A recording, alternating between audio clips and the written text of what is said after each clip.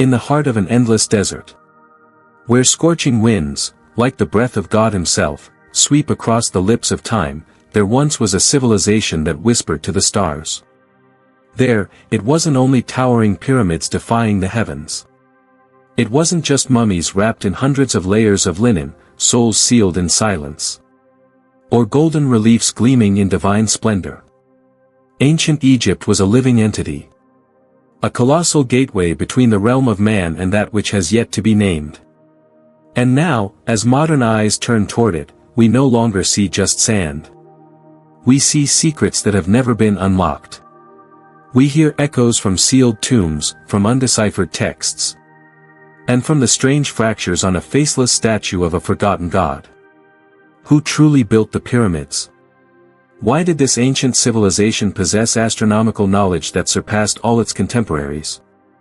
And who, or what, whispered to them the blueprints, rituals, and symbols that defy human understanding?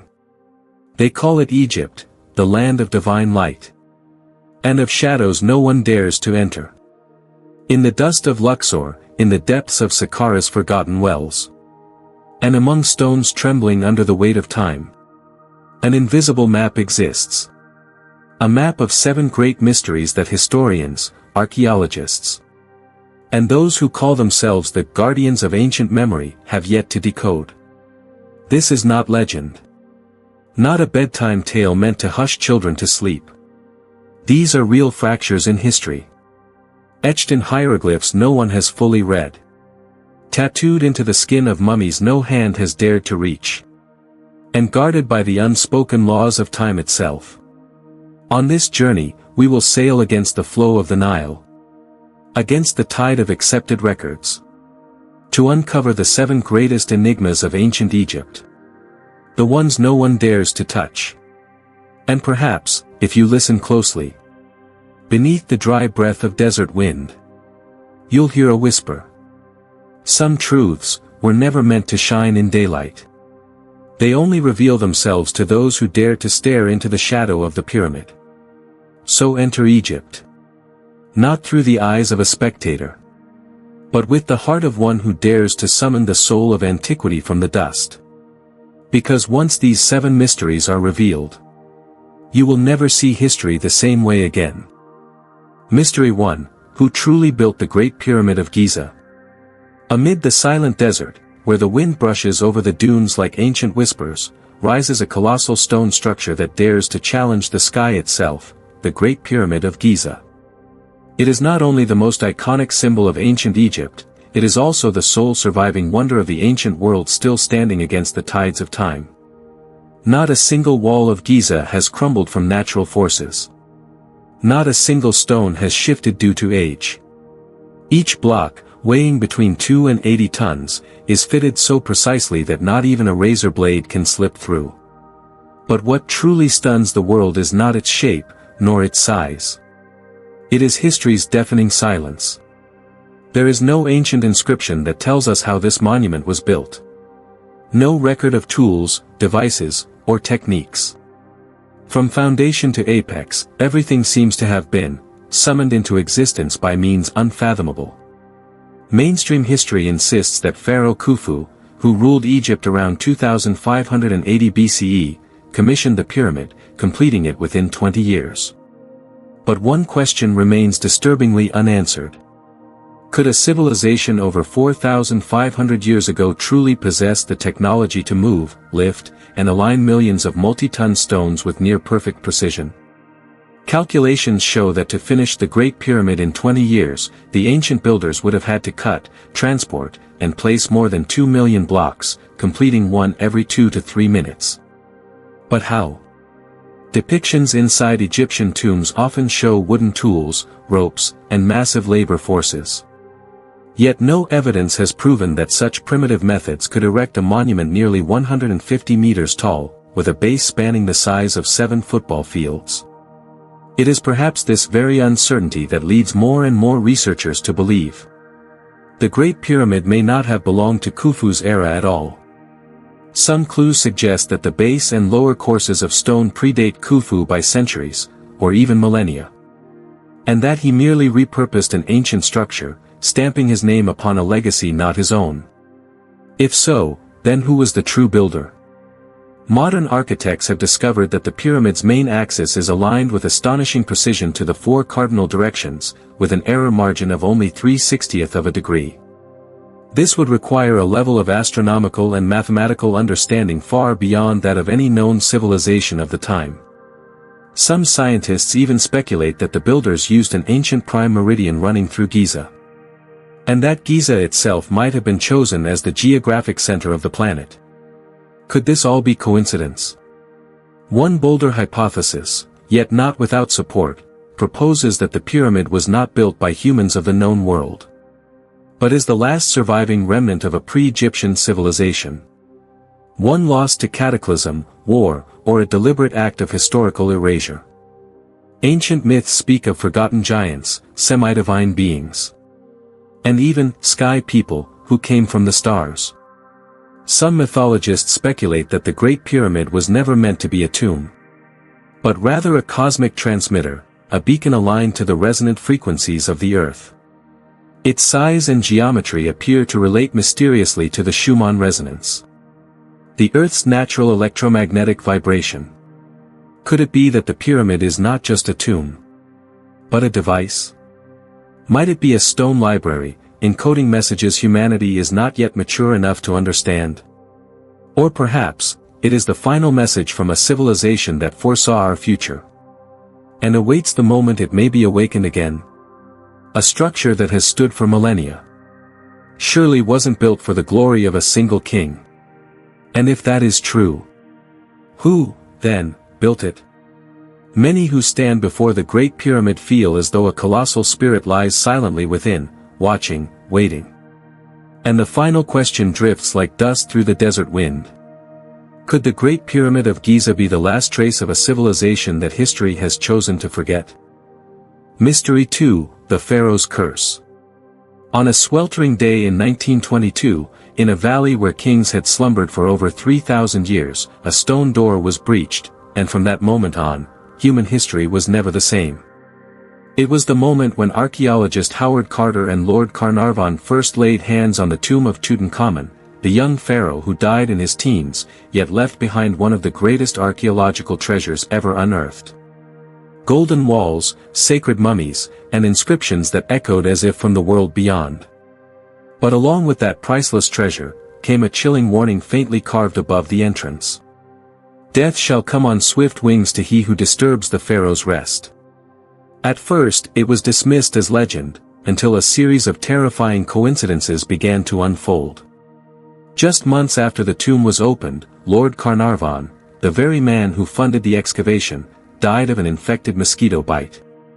Strangely, the bite was in the same place as an old wound found on the pharaoh's mummy. On the night of his death, all of Cairo's lights went out, a rare occurrence at the time. Dogs howled into the night, and radio broadcasts across the world repeated the ominous phrase, "The Pharaoh's Curse." Soon after, over a dozen individuals involved in the excavation began to die, one by one, under inexplicable circumstances. Septicemia, strange pneumonias, sudden strokes with no warning. A mummy expert was hit by a car in the middle of the night. Another archaeologist was poisoned, in his hotel room. The global press stopped doubting. They believed an unseen force, older than science itself, had awakened for vengeance. But what really happened? Modern researchers have attempted more rational explanations. Some suggest toxic bacteria and fungi, such as Aspergillus flavus, had thrived in the oxygen-deprived tomb. Once disturbed, they released deadly spores into the air. Other reports mention traces of formaldehyde, ammonia, and even natural radiation embedded in the ancient stone and soil. And yet, what if it was just coincidence? Could it be that, in a post-World War I world, where disease was common, people simply chose to blame an ancient phantom? But one detail leaves scholars uneasy: the sheer number of coincidences. Many victims died soon after direct contact with the mummy or sacred relics, regardless of their prior health. To the ancient Egyptians, though, this wasn't strange at all. They did not separate life and death the way we do. Death was not an end, it was a gateway. To disturb the sleep of the dead was a sacred transgression. And the slumber of the pharaohs was no mere physical rest. It was their soul's journey into Duat, the Egyptian underworld. There, they still reigned, and still held the power to punish intruders. Could the Egyptians have left behind not just relics, but a spiritual warning system? A kind of metaphysical justice, operating beyond the veil of time? Or was it simply a reminder that some doors, no matter how golden the treasure behind them, were meant to stay closed? The Pharaoh's curse, a romantic myth? Or the final trace of a civilization that once knew how to speak to death? We may never know.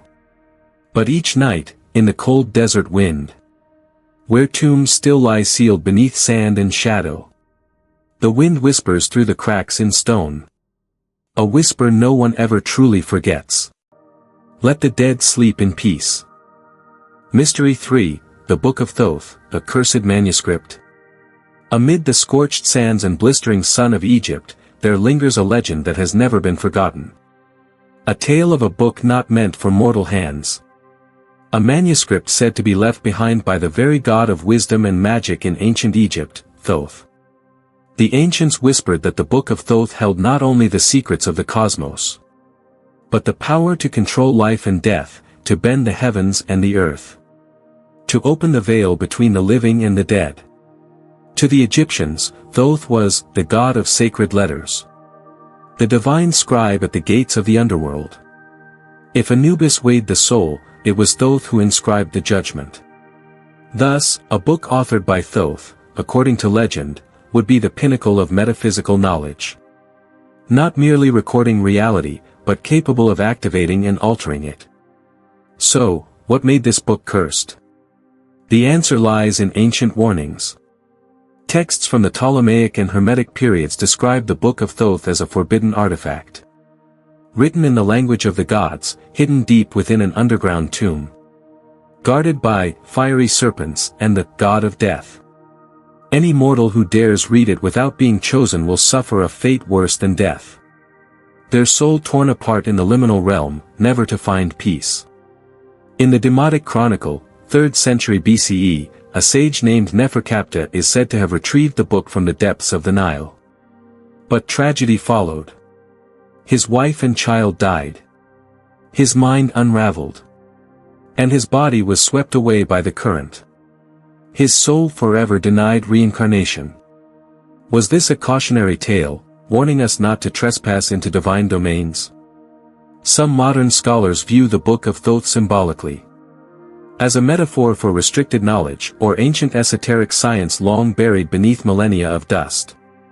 Others believe it was a compilation of Hermetic and Gnostic texts, describing how to contact the spirit world, decode karmic memory, and summon consciousness from other realms. If so, then the Book of Thoth is not merely a physical object, but a code to unlock the unseen layers of our reality. Yet there are still those who believe this is no metaphor at all. That the book truly exists, hidden within an undiscovered tomb. Or perhaps safeguarded inside a secret archive, far beyond human reach. And if that's true, then the real question isn't, does the book exist? But rather, have we already read parts of it, without realizing? Could strange dreams, vivid visions in meditation, or mysterious symbols that appear in the mind be echoes from the Book of Thoth? If humanity were ever to lay hands on knowledge that could command the soul, would it be the path to enlightenment? Or a doorway into unimaginable catastrophe? And in the end, we are left with a question that transcends all doctrine. Could it be that some secrets are not meant to be uncovered, because the very act of seeking them is an offense to the immortal ones? Mystery 4, did the ancient Egyptians communicate with non-human beings? Beneath the crimson twilight of the desert, as winds whip sand through the ruined pillars of the Karnak temple, one question has echoed for millennia. What, or who, did the ancient Egyptians truly see? Etched deep into stone walls, among layers of symbols and sacred hieroglyphs, are images that defy explanation by religion or art alone. A being with a human body and the head of a falcon. Its eyes glowing as if they contained the night sky. A towering figure, larger than any man, holding a device that does not belong to any known era. In many depictions, these beings are not simply gods. They are messengers. Arriving from elsewhere. Bearing knowledge far beyond what any known civilization of their time could comprehend. The Egyptians called them Neteru. Those who came from the divine realm. But was this divine realm a spiritual dimension, or a distant star system? Ancient texts, particularly inscriptions at the Temple of Edfu, describe the Neteru in astonishing detail. They arrived in fiery boats, spoke in a language of light, and taught humans how to measure time by tracking the movements of the stars. They were not merely worshipped. They were remembered as the initiators of architecture, healing arts, and written language. Are these tales mythology? Or memories made sacred through the lens of time? One particularly haunting parallel is the resemblance between the Neteru and the Nephilim of the Hebrew Bible. According to Genesis 6, the Nephilim were the sons of the gods, hybrid beings who walked the earth before the Great Flood. They were described as giants with extraordinary strength and forbidden knowledge. And this imagery aligns eerily with early portrayals of Thoth, Osiris, and Horus. When they were still seen not as deities, but as visitors, beings who did not belong to this earth. Some modern researchers, especially those aligned with alternative archaeology, have proposed a bold theory.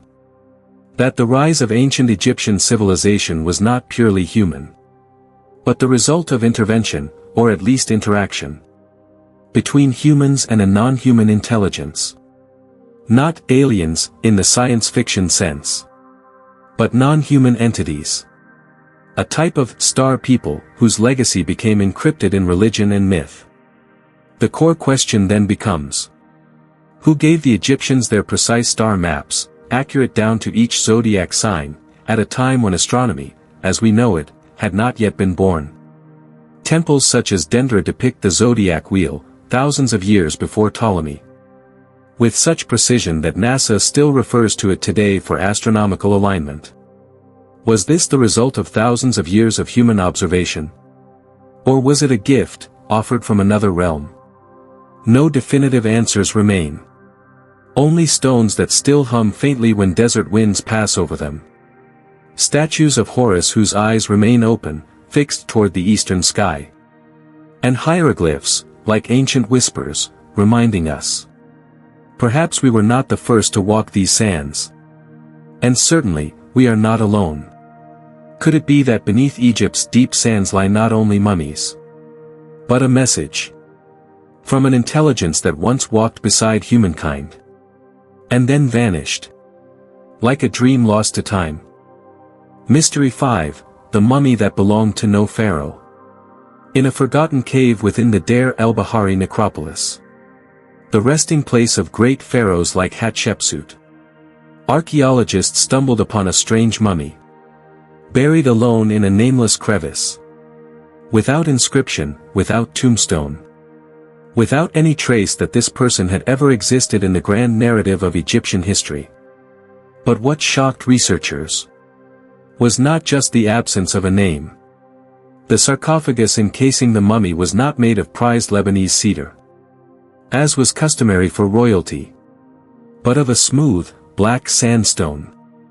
Unlike any quarried stone from either Upper or Lower Egypt. Etched across its surface were markings.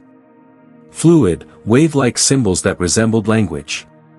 Yet matched no known script, not Egyptian hieroglyphs. Not Greek, not Latin, not Sumerian. Scholars now call it a language outside of time.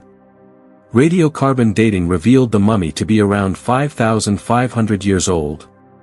Predating Egypt's first dynasty under King Narmer. And the DNA did not match any known lineage of Egyptian royalty. Even more unsettling, the mummy did not lie in the regal pose. Its arms were not crossed over the chest, but bound behind the back. Not a mark of honor, but of sealing. And so the question began to take shape. Like a whisper rising from the sands. Who was this, if not a pharaoh?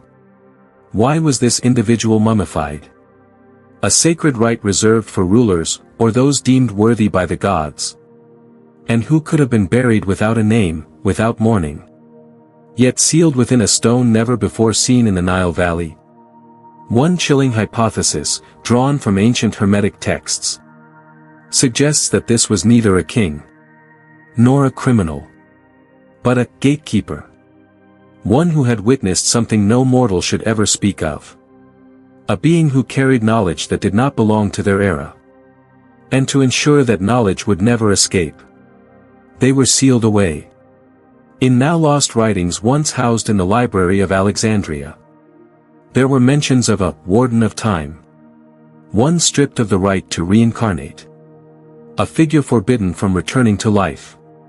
Because if they did, history would have to be rewritten. And the gods themselves unmasked. But what kind of person could strike fear into both pharaohs and priests?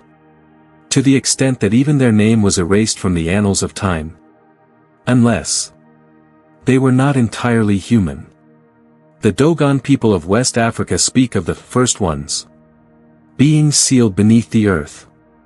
Since before mankind discovered fire. Could it be that beneath the layers of linen and resin, this was not a king, but a living remnant of a suppressed era? An age when supreme power did not lie on the throne, but in the hands of those who guarded the forbidden gates. And if that is true, then this mummy is not just an archaeological find. It is a warning. A reminder that there are truths, which, if uncovered, could shatter the veil of history we have long mistaken for reality. Mystery 6, the tunnels beneath the Sphinx, a gateway to humanity's forgotten library. Amid the sands of Giza, the Great Sphinx, with the body of a lion and the face of a man, has stood for thousands of years as a silent sentinel. But the greatest mystery of the Sphinx does not lie in its gaze. It lies beneath it. In 1993, a geological team led by Dr. Thomas DeBecke and John Anthony West used ground-penetrating radar, GPR, to survey the bedrock below the statue. What they discovered sent shockwaves through the archaeological community. Large rectangular voids, appearing like rooms or corridors, clearly formed beneath the surface. What's more, none of these chambers are mentioned in any official excavation records.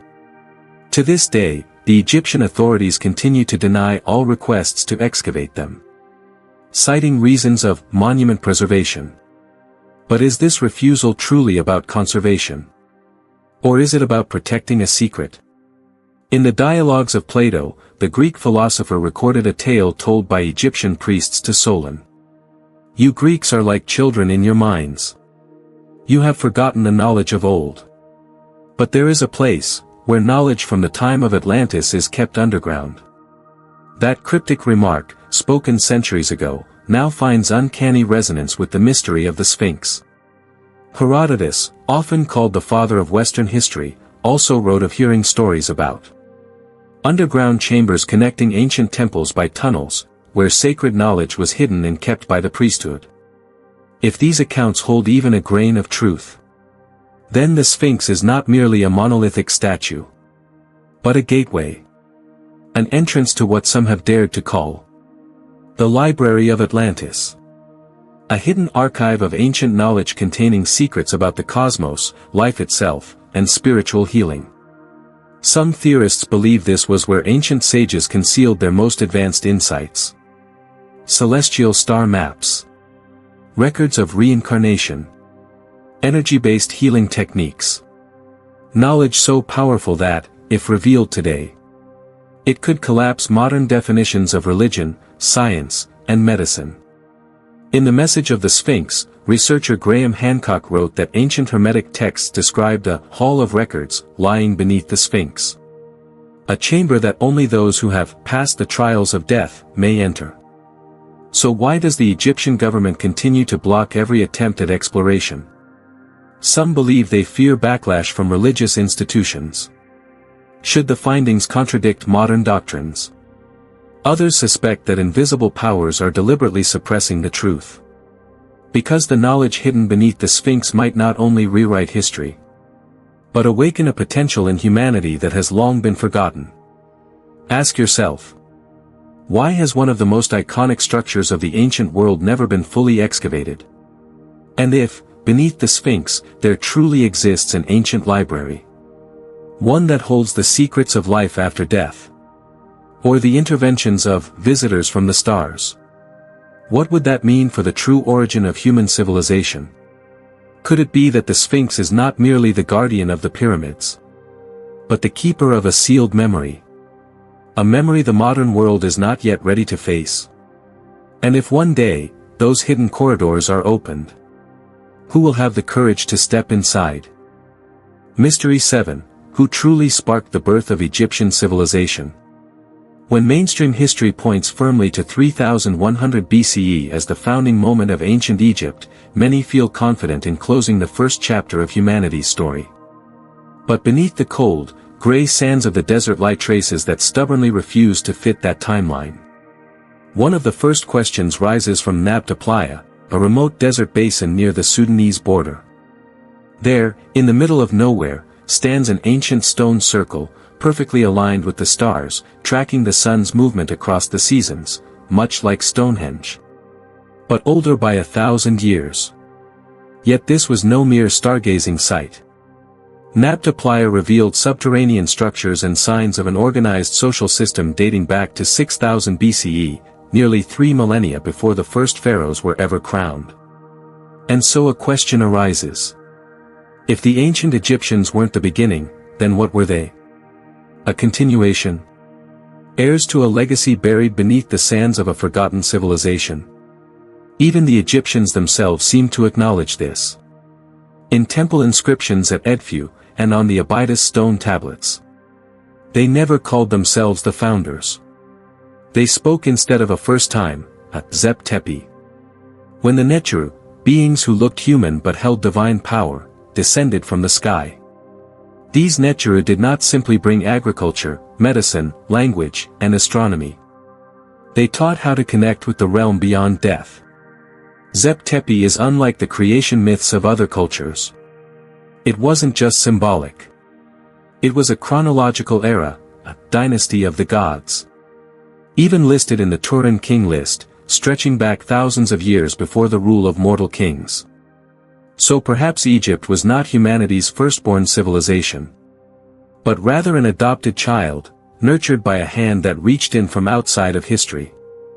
Some researchers, especially those aligned with the ancient astronaut theory, suggest that the Neteru were not myths, but visitors from a non-human civilization, who planted the seeds of Zep Tepi. Though scorned by academic orthodoxy, this theory refuses to disappear. For one reason: the presence of knowledge far beyond its time. How could such a young civilization know of the cycle of Sirius, the dog star? Understand acoustic resonance within pyramid chambers? Or calculate the precise movement of star systems over millennia? Things we only confirmed with modern technology.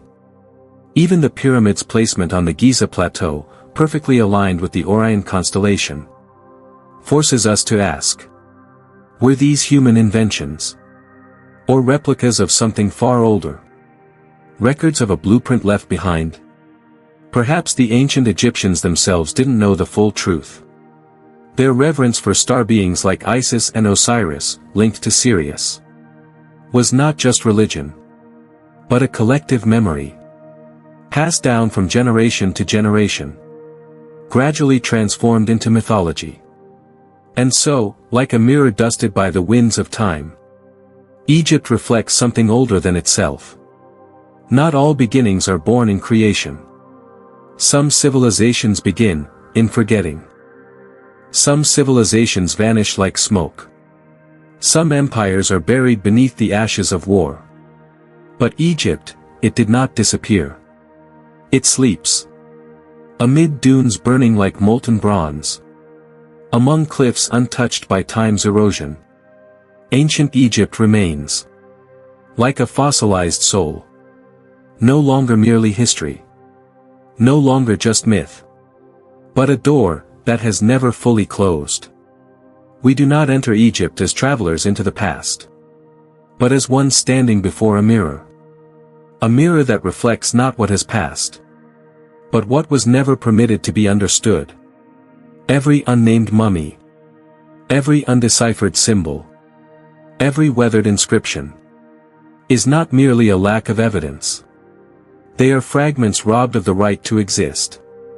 Who is hiding it? Why? And why is every attempt to uncover the truth met with such resounding silence? The mysteries of Egypt lie not in what we haven't explained, but in what was once known, and then deliberately buried. Not just beneath sand, but beneath the hands of men. Perhaps because it is too dangerous to understand. Or because if we do understand, the world will never be the same. And so, the desert becomes the vault of memory. Not of one nation, but of all humankind. Perhaps Tepi, the first time, is not merely a legend. Perhaps it is a memory. A memory drained from us, then forged into stone, hidden beneath the feet of the Sphinx, or buried deep beneath the pyramid's core. Doors of stone that do not open with keys, but with questions. And now, the question still echoes through the winds of the Valley of the Kings. Are we truly looking into the past, or unknowingly staring into our own future, reflected back at us?